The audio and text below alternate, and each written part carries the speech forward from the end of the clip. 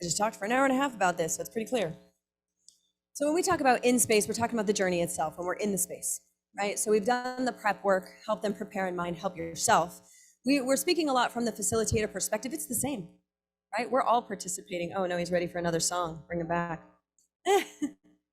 So when it comes to in space, the psychedelic experience, the trip, the ceremony, the journey, the voyage.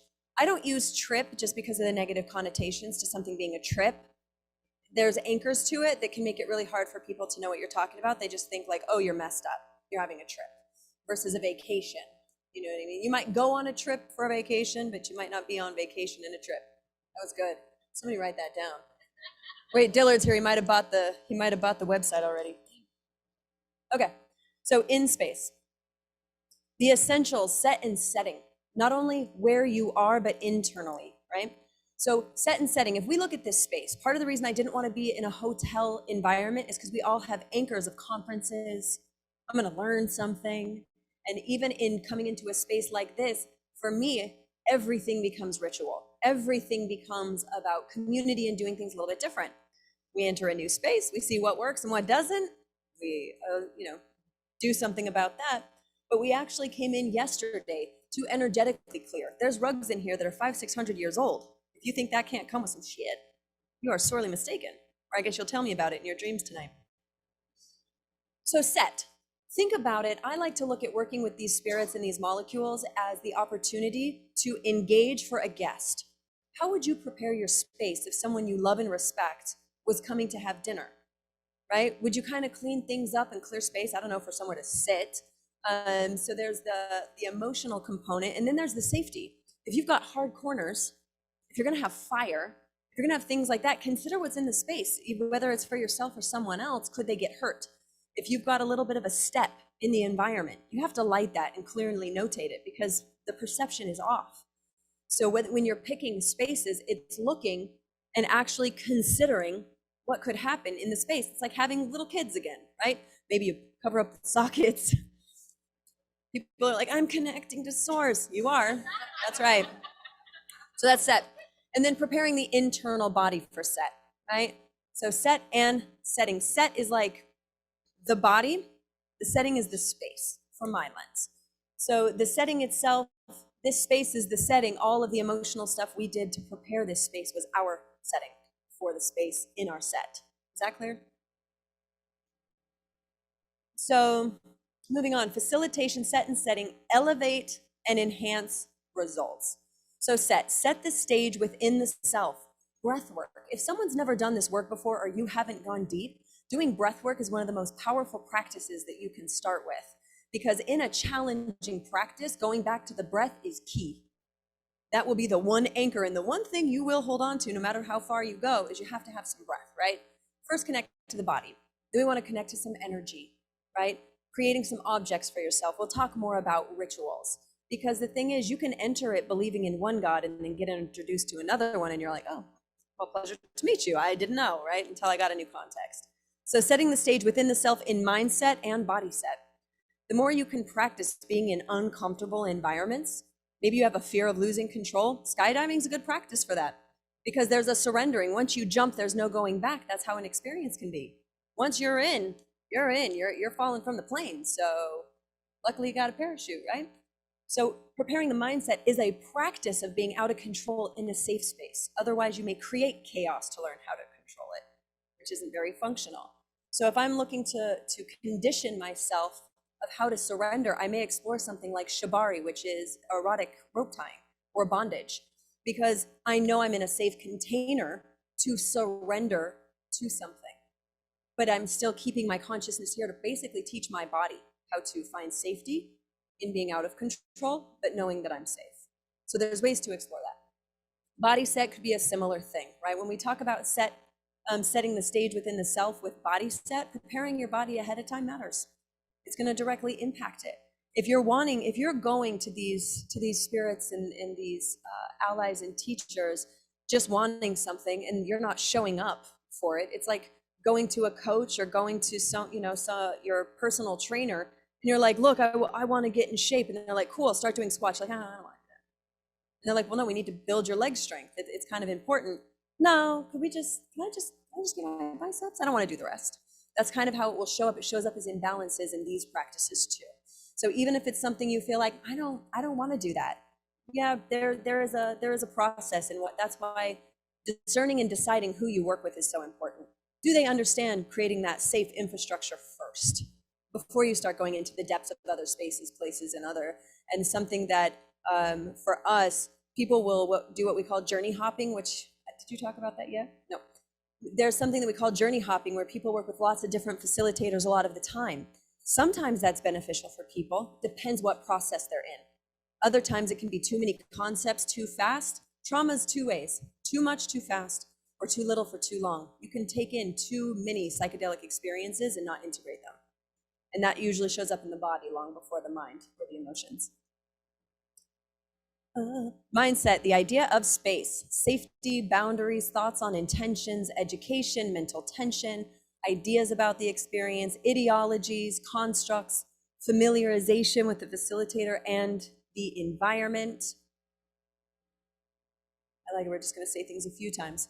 The space of the physical self, physical health, stress, diet considerations, fasting the day of the event if you can. Another beautiful practice, if you've never done it, is training yourself in fasting. Even if it's 24 hours, 30 hours, up to 72, depending on your weight composition, your body composition.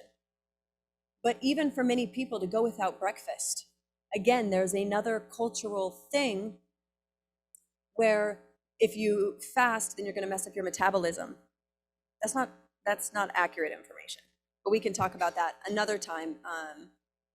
It's knowing when, how, and being educated, like many things. So supplementation, there's supplements you can take to be able to come off of SSRIs in a supportive fashion that will help support the body as it recalibrates. Most people don't know that. So there's ways to find more comfort. And most times when someone feels really hungover the next day, it is a mineral deficiency. They sweat a lot, they scream a lot. The body used so many minerals and salts, it needs to be replenished again. So taking a magnesium supplement can actually help so your body has the resource for all that energy that it was moving. It doesn't mean there's a right or wrong, but if someone's had chronic pains or things like I have, if something knocks me out for a week, I'm not going to be as inclined to go back, because at what point do I protect my body from things that are so hard on it? So supplementation is important to learn or to have basic understandings. Pain status, resting current heart rate, blood pressure, trauma and injuries, boundaries. Again, when we go through that process with the forms, you have more context. If someone has low blood pressure, then I'm going to give them a salt pill before the session, because that can keep them from passing out if they get up to go to the bathroom because of low blood pressure.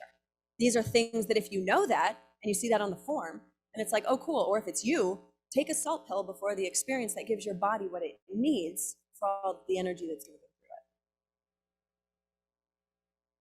it. Physical setting, ambiance, lighting, clutter, scents, clothing that's restrictive, totems, talisman, altars, power items.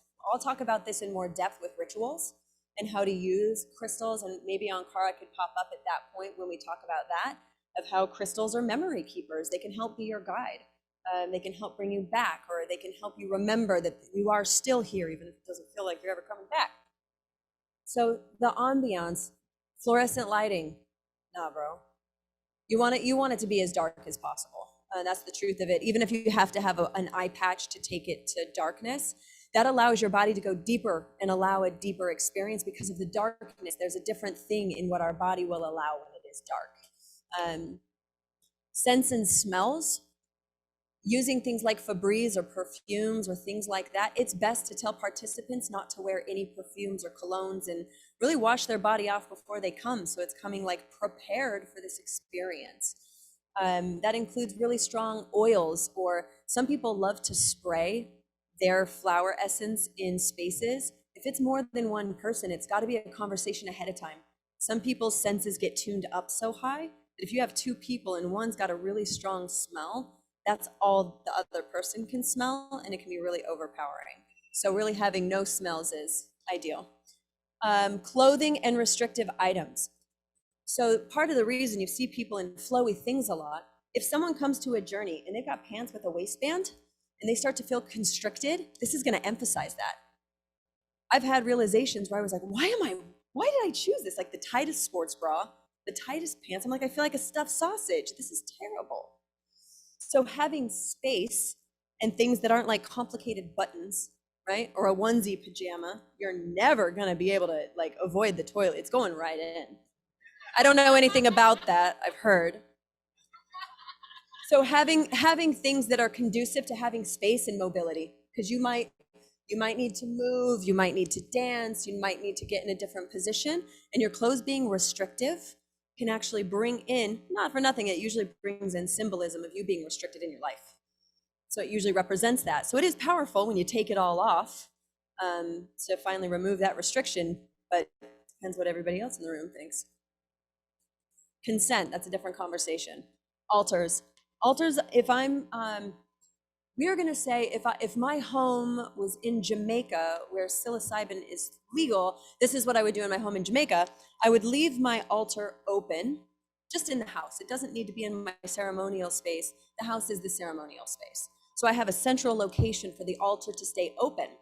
Depending on what tradition you study, with the Quiros, whoever is conducting the ceremony, their altar is open. Everyone else's is closed because it's not their magic in this space. It's not their energy holding the container. So they close theirs, but they keep it there to absorb the blessings, the intention, and the energy. So it's in the receiving part of the ceremony, and they're in the offering, right? Their energy, their space. And then power items. This can really be whatever resonates for you. This was a gift from the Quiros Nation. This is a condor feather. This is the equivalent of an eagle feather, culturally, or we'll say for tradition. So we have totems from people that we've worked with. Floggers, bet you never saw a flogger on an altar before. I have 2. That's another conversation. But these things all have meaning, and it's really what you care to design, and we'll talk about that more in rituals. But if someone's not feeling grounded and I hand them one of my shaman stones, this can help give them just a little bit of grounding. If I just put it in their hand, we talk about things ahead of time. If I just give it to them or place it in their hand, this may be just enough of the grounding that they need to continue going deeper or wherever they want to go. So as you develop certain skills and practices, you find that certain things are just a yes for you. You see it and you're like, Ankara, I need one of those. You want one of my unks? Whatever. Just that thing is calling me. She needs me. And you start to develop kind of your own altar. And when I'm doing ceremonies, I like to invite the people to bring their bring something to place on the altar. Sometimes they like to bring pictures of ancestors or an offering to ancestors. Water, chocolate. Carla does that in her cacao ceremony. She always leaves cacao for the ancestors too. So these are all practices. It's really about, I invite you to look into your lineages and bring in some of the more ancient traditions with some of yours too. Goes back to the word up. Safety environment, we pretty much went over that. Being mindful of wall hangings and sculptures.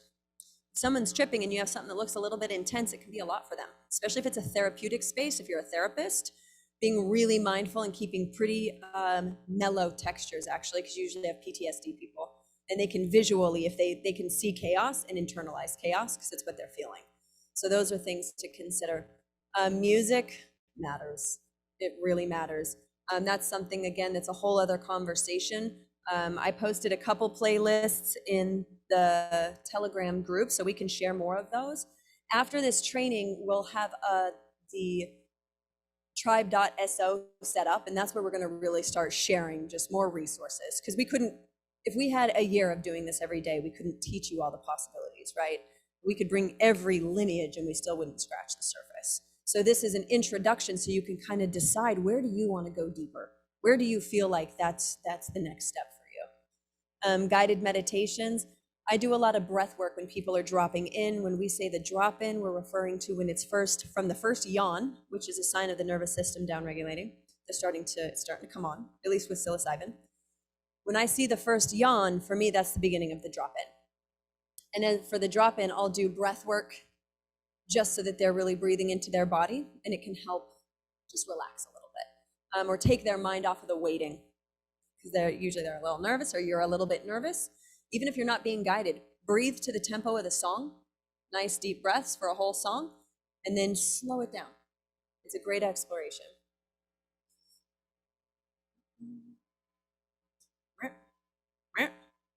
It doesn't want to leave 187. Setting of intention, clear expression of the facilitator's intention. Have you ever asked your facilitator what their intention is? Why are they doing the work that they do? What's their intention for you for the ceremony? We express it every single time, but it is the invitation. What if you want to know what's their intention, right? It can also help get them present. They're people too. You're a person too if you're facilitating. So it can be the reminder of like, right, I'm here. What's my intention?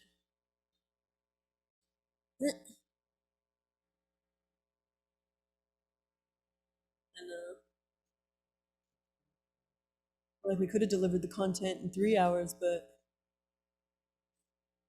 why am I pointing it at the screen? What is that? What is that? It's like my grandpa. He would push the buttons harder and do this. What is that, right? The container is the temporary construct in which the space is held. Right now, these two stores are the container. So if we're doing a retreat, everybody comes and everybody stays. If we're doing a full weekend, you can't come on day 2. The container's created when you arrive, and we shut the container when people leave. Container is something that, again, that's a pretty in-depth conversation to break down how to create a container. I will tell you, as you go through experiences with various people, you will recognize when there is not a container, because it'll feel like everything is all over the place.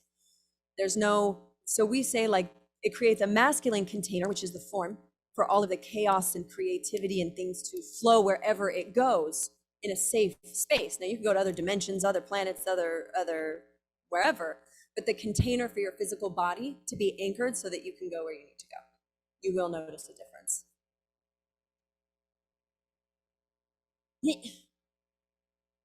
Systems help you focus on the work that you want to do. This is what's been very different with how we function and a lot of other people. We have data on every single person that we work with. We use systems like Jotform so that we can go back and reflect. All that saves you time so you can really be of service. So you can focus on being there for people or being there for yourself, or if you're working with someone and they don't have a system, it's not a good or bad thing. It's just part of my invitation is that if you're looking to facilitate, to consider getting it organized enough, that makes people feel safe. Right? How many people it made them nervous? How many forms I kept sending on different days and they didn't know what was going on? And oh yeah, there's always people that are like, I hate that. Why do people do that? Because I'm one person. Get off your high horse, Frank. I'm just kidding. But what that does for a lot of people is it makes them question if you know what you're doing. If like things keep changing, like for many personalities, that actually makes them not feel safe. So that's why having systems. That's why I did keep saying I appreciate all y'all's patience, because to get people on board, it is a process, right? And so the first time through is usually a bit messier.